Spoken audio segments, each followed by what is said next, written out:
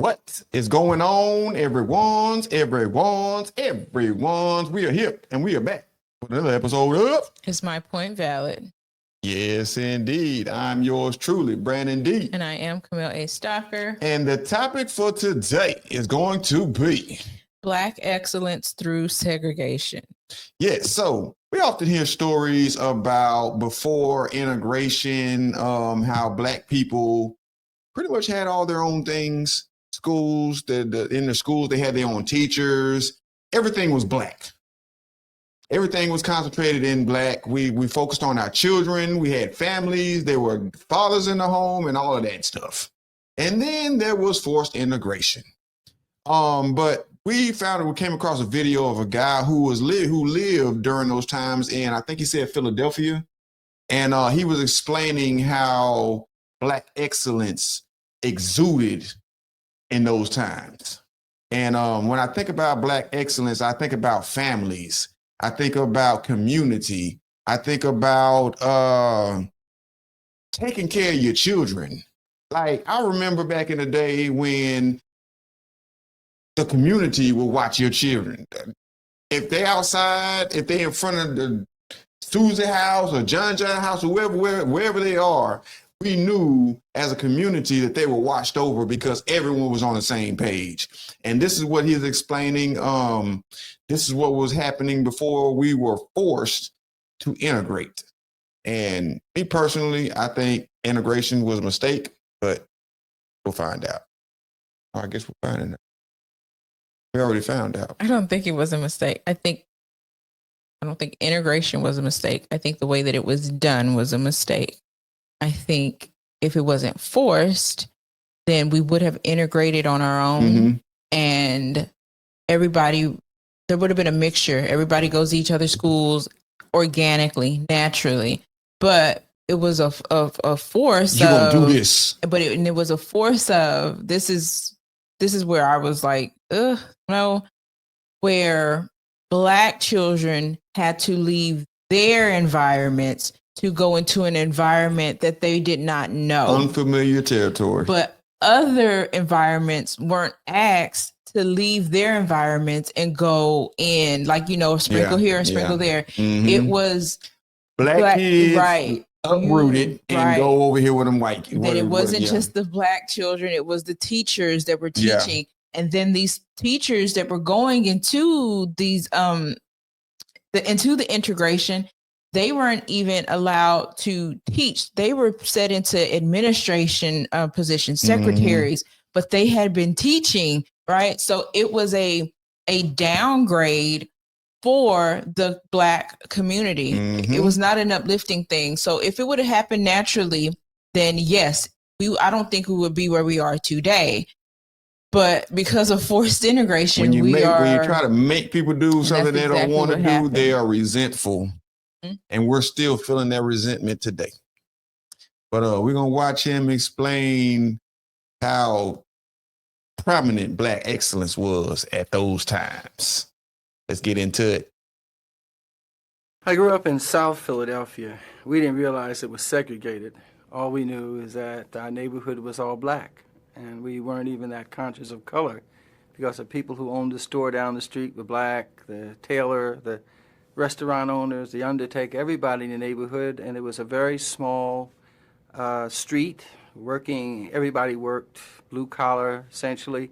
Very close-knit neighborhood. Everyone had over 4 children. We played in the streets together. On Saturday morning, our parents came out and the hucksters came around and our parents purchased things. We had to go buy ice because there were no refrigerators then. We had a coal stove, so the younger kids were responsible for putting wood and coal into the stove and keeping it going. And the level of interest in education was just profound. I mean, even to this day, I don't think I've ever had such a positive educational experience than I did in my first 6 years, because school was an integral part of the community. We had a Black superintendent, Black principal, all the teachers were Black. Many of them didn't live in the neighborhood either. Contrary to popular belief, they were middle-income people who lived elsewhere. But their hearts and their souls were into those kids. I remember that third grade and fourth grade plays were always conducted in the evenings so that parents could attend. And an auditorium that seated maybe 400, 500 people was standing room only for a third and fourth grade play. That's how it used Up to be until back. 1959, 78% of all black families had a man and a woman in them. That's a fact. Teen pregnancy was looked down upon. Sexual activity among kids, everyone bragged about it, no one did it.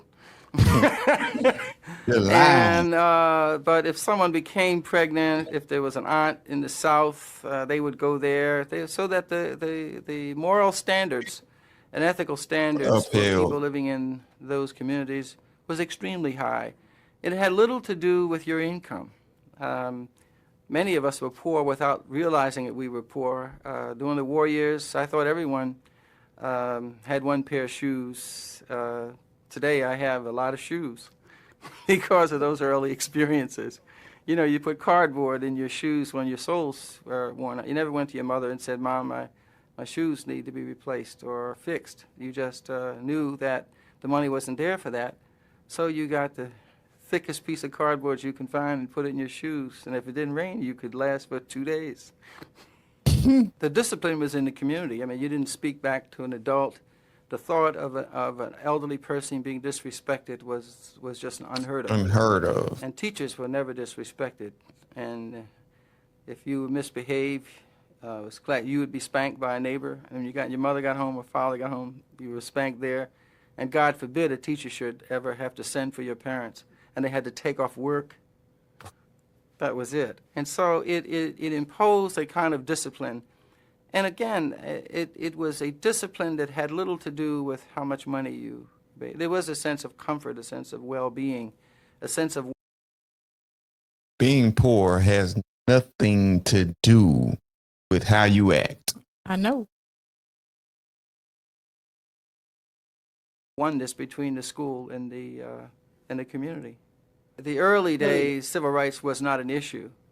The black colleges gave kids like me, a high school dropout, who dropped out with 3 months after my 17th birthday, and then went into the military and got introduced to learning there, got on flying status, went to a really nice military school, learned airborne electronics, did some flying with the military, and then finished my high school education there, and was told that I could enter any college in the country because of my scores, but I lacked the kind of confidence. But the black colleges, my college, Cheney State College, I think reached out to me. It was a warm environment. It was almost a continuation of the kind of warm and accepting environment I experienced in the black schools in my native Philadelphia and my old neighborhood. It was this, Cheney was a continuation of that kind of loving experience, but it was tough. I remember I entered with 13 other veterans, and we were given some priority in admissions because it was thought that we were mature. Our grades weren't that great, and so we were placed on academic probation, but over half of us made the dean's list at the end of the first year from academic probation. Many of us who exercised leadership in the civil rights movement in the early and mid-'60s, integration was never our goal. We never saw integration as a solution to the problems. We were seeking desegregation, and I think confusion on that point has continued to erode the collective self-confidence of the black community today. Just a very confusion. You see, So that's what I said I at the had beginning. an understanding of the difference, but when he said it, it kind of made it a little bit more clear for me. So like what I said at the beginning. It's exactly what you just said, what you said. Okay. That they forced you. Integration is taking this group of people and putting them in this group of people. Yes. Segregation or desegregation is bringing everyone together. Yes. I have a book. I wish I knew this was. I read a book. I can't remember, but it's tucked away, so I can't really run and go get it really quickly. But I can't think of the man's name right now, but I read it last summer, and that's what opened my eyes to it. Was like, wait. Y'all weren't fighting. Y'all were talking about you're fighting for integration, but that was not supposed to be. No. But that was the goal for Martin Luther King, the NAACP. That was the goal for them, integration. But there were others fighting for desegregation. Right. I fought against de jure segregation. That is, when someone absolutely forbid me to go into a restaurant or live in a given housing complex, I was just restricted by law. I remember when I was discharged from the military, coming home in 1958 and standing in Florida, only person at a ticket window, and have the man stop and wait on a white person. He waited on 10 white people while I was standing there. In the meantime, I almost missed a train and couldn't check my bags. That's what I fought against, the indignity of America's apartheid system. So integration was never an issue for me or for many others. Are you an idealist? Oh, absolutely.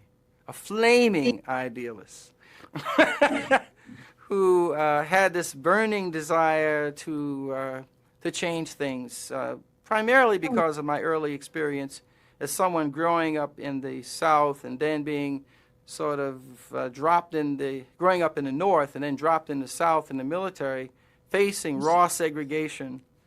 I was very bitter from that experience. For 3 years after my discharge in the military, I remember my heart racing every time a red light would flash in my rearview mirror, because I was arrested 3 times and imprisoned in local jails 3 times because of my activism in the South. And so those early memories really motivated me to do something about it.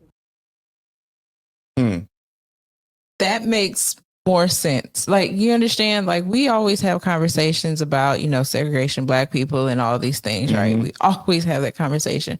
But that makes more sense because he's saying, I was fighting, but I still don't like the whole thing that you were fighting to to enter a restaurant where somebody's like, I still would have been I don't want you here.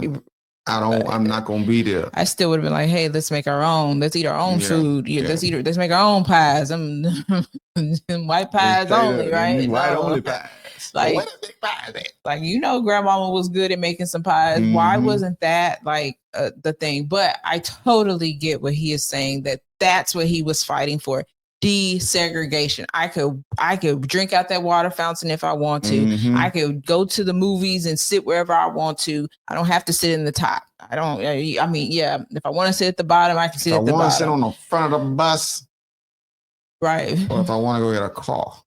So, if I want to walk, those were the things, but it was forced integration. They force people to come together. So in it, I do see the goodness that it came from, because I went to school with, a lot of Hispanic people. And I think the viewpoint that I have today has come from that, being the only little Black girl in the school, but making friends of different ethnicities and everything because of the neighborhood that I stayed in. But how that was dealt with, his experience, that's what we're talking about. That's what we're talking about. All the time. Tip of time, my There David. was excellence. And I guess the point that I'm always trying to make is, why can't there be excellence today?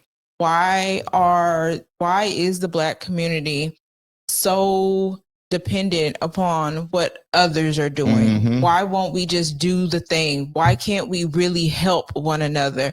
He was talking about education. I remember one show I was talking about how Black children don't have the SAT or the ACT, and they lowered it and all these other things. Like, why aren't people taking the initiative to do the thing to benefit themselves? Why are you dependent upon, the public school? Why are you dependent upon the white man? Why are you dependent upon the government? Why can't you do the thing for yourself? For yourself. Right. For your own people. And I say that because I'm doing the thing showing up. Like, I'm doing the thing. So that's why I'm like, there can't be that excuse. And of course you can make that excuse, but there can't be that excuse. Well, I can't teach my children because I don't know. Man, if you go around saying I can't, you don't never be will. surprised when your children can't either. Like, you never will. So I put in my brain, I can. And if I can't, then I will figure it out. And I will and I'd be honest with my children. Hold on, we're going to figure this out together. Straight up. That's the best learning. Together. And then, yeah, that's just always been my point. Like, y'all stop depending on a handout. Yeah, it ain't about bashing. It's about putting that mirror up and showing ourselves to ourselves. If you know that you can do something different, do it. I know it's scary because, like, man, ain't nobody else doing it, but do it. Yeah. That's probably a tall tale sign that you're doing the right thing. Ain't nobody else doing it. If you know that it's going to be beneficial for you, your family, and just do the thing. Yeah, do it scared. Straight up, they be saying. Yeah, they do it scared. Just do it, like Nike. Pray about it and do it. God is there with you. Straight up, he ain't gonna leave you. But anyway, like always, we're going to get up out of here, and it's love, peace, and soul. Bye. Like Soul Train, baby.